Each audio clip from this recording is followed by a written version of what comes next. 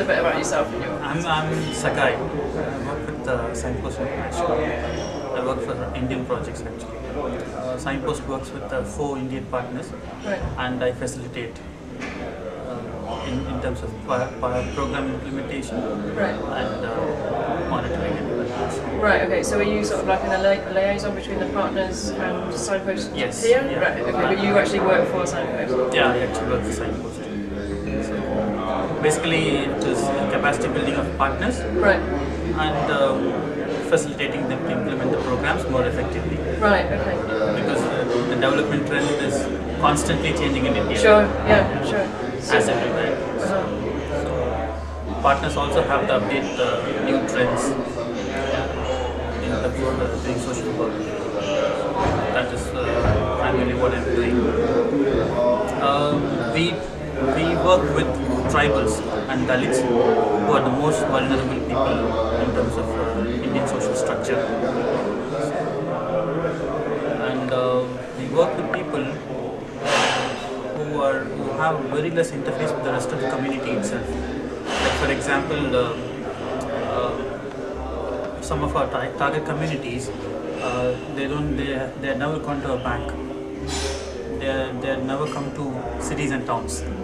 And if they come to a town, they will be shocked like anything because they don't know what's happening in a town. So we work with them actually. Some of our tribal communities. And basically we work on with an idea of holistic empowerment rather than livelihood empowerment as a separate unit. Our idea is socio-economic development in a holistic sense because there are a lot of livelihood packages happening in India. Banks are funding heavily livelihood opportunities and things like that, but no. Without social development, we won't be able to access the livelihood packages that the NGOs are giving, or the banks are giving, or the government is giving. Like as I said earlier, we don't. Some of our target communities don't have education, so they don't know how to even count. They don't know how to sign. So this is the type of communities we work with. So slowly we're developing. And you said that your role was to help your partners work more effectively. How do you do that? Basically, we have when I started to work, I just started with giving capacities on organizational development. We call it making people more professional. So we have basic packages in terms of reporting, documentation. So I was giving trainings in documentation, transparency, accountability. I was inserting the concept of accountability and basically community participation. Yeah, that was not there earlier actually. Most of the time, maybe the NGO partners would decide for the community. So this is that was the shift we inserted actually. It was new even for the NGOs, even for our partners actually. Earlier what we used to do is we used to tell this is the package that we have, not Signpost, rest of the normal NGOs, and the community will take that. Now what is happening is we take the needs assessment, we take the issues from the community and ask the community to develop a proposal, and we mobilize funds for that.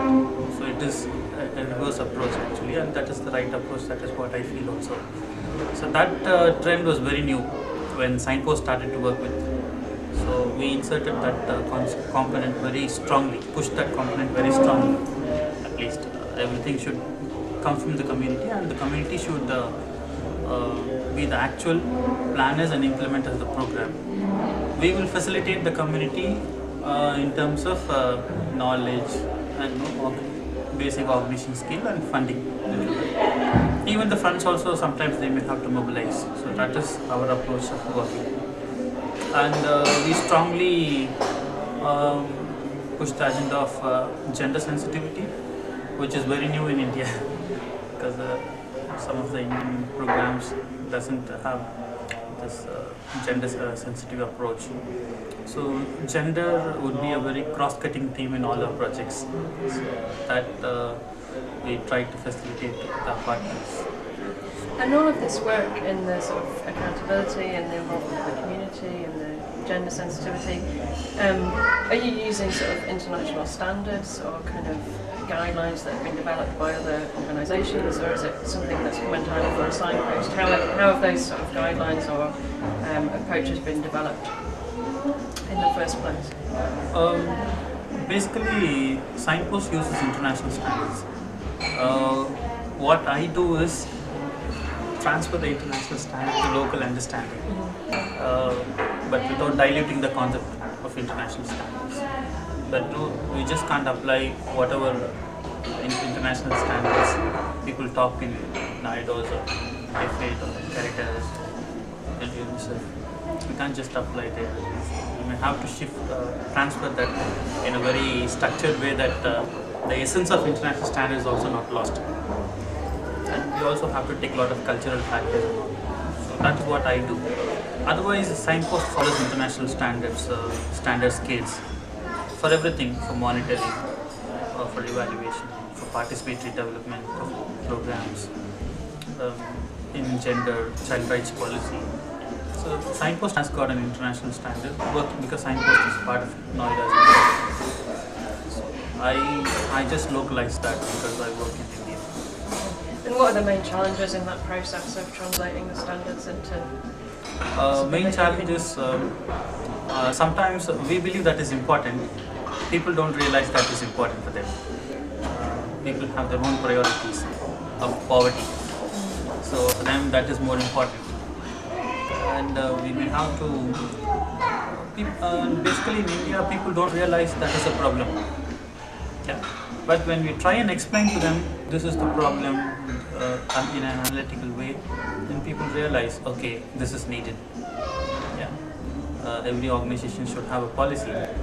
People don't realize that why should social workers need a policy? People believe that social workers need a good heart. That's it. Need not have a policy. Then we try and convince them or give capacities to them in terms of telling social work is not an alienated work. So we need to have documentation, reporting, systematic accounting, transparency. So that is why you need a policy. Otherwise, for a social worker, he says, no, why should I have a policy and why should I be spending all my time in reporting? I'll spend my time with the community, in terms of working with people. We also tell this is also needed. That is the main challenge. The attitudinal shift of social workers in India, that in itself has not happened yet. So we're just trying to localize the whole concept. But you're already seeing benefits on the ground in terms of this sort of new way of working? Yes, yes, very much. For example, our latest program was developed by the community. And that in itself is a very good effect that we found actually. No other NGOs or no other partners do that. Even the government doesn't do that. So our latest program, we work with Dalits, who are the lowest standard, who are most vulnerable in Indian society. What we did was, we asked them to do a needs assessment. Of course, we facilitated them to prepare tools and things like that. But the needs assessment was done by them. The project planning was done by them. The budget is done by them. And they are an integral part in program implementation. And definitely they will be an integral part in evaluating the program and going to the next level. The community feels very happy now. That's great. And they are they feel different from what has been happening all these years. So that in itself, I feel is a great success. So you're seeing the benefits. Yeah. Because they won the program and we only facilitate them. Earlier, the community was not owning the program. Earlier, the community was only one stakeholder and as any other stakeholders. Now, everything they do. So we see good benefit out of it because they are responsible for it. We facilitate with what knowledge and skill and budget we have. Okay, that's great. Thank you very much indeed.